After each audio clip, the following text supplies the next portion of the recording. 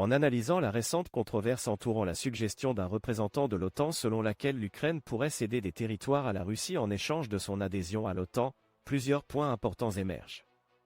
Tout d'abord, la proposition faite par Stian Jansan, directeur du bureau privé du secrétaire général de l'OTAN, Jens Stoltenberg, a suscité un débat intense et des critiques.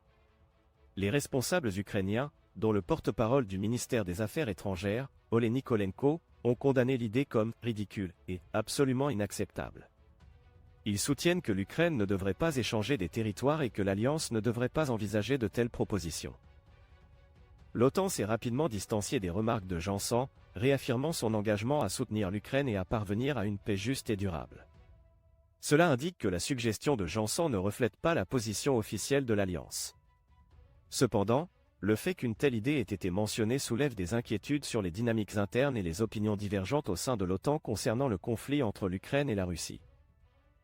D'un point de vue plus large, Mykhailo Podolyak, conseiller du président ukrainien Zelensky, met en garde contre le fait que céder des territoires à la Russie ne ferait que lui permettre de se regrouper et de renforcer sa position. Il soutient qu'un tel compromis équivaudrait à choisir la défaite de la démocratie, à soutenir un régime criminel et à compromettre le droit international. Ce sont des préoccupations importantes et légitimes qui doivent être soigneusement prises en compte. Fait intéressant, Dmitry Medvedev, l'ancien Premier ministre russe et actuel vice-président du Conseil de sécurité de la Russie, a réagi positivement à l'accord potentiel, soulignant la volonté de Moscou de négocier si l'Ukraine cédait Kiev. Cette réponse inattendue met en évidence les complexités entourant le conflit et les perspectives contrastées de la Russie et des pays membres de l'OTAN. En tirant des conclusions de cette situation, il est évident que la suggestion de Jansan a des implications sérieuses. Bien qu'elle soit maintenant rétractée, il est essentiel de reconnaître que de telles discussions peuvent avoir un impact significatif sur le paysage diplomatique. En laissant entendre que des concessions territoriales pourraient être envisagées, cela crée une atmosphère où des compromis compromettant la souveraineté ukrainienne pourraient être considérés. En adoptant une position neutre, il est utile de considérer les éventuelles conséquences négatives de cette situation.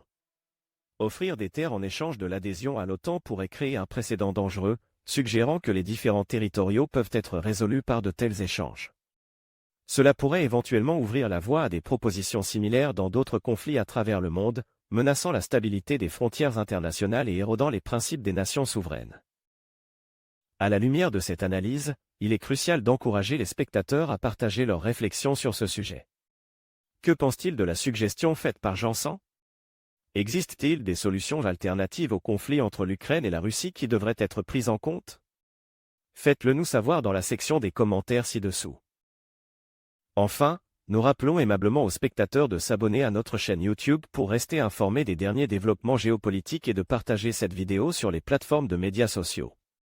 Il est essentiel de s'engager dans des discussions constructives et de sensibiliser aux problèmes critiques qui affectent la paix et la stabilité mondiale.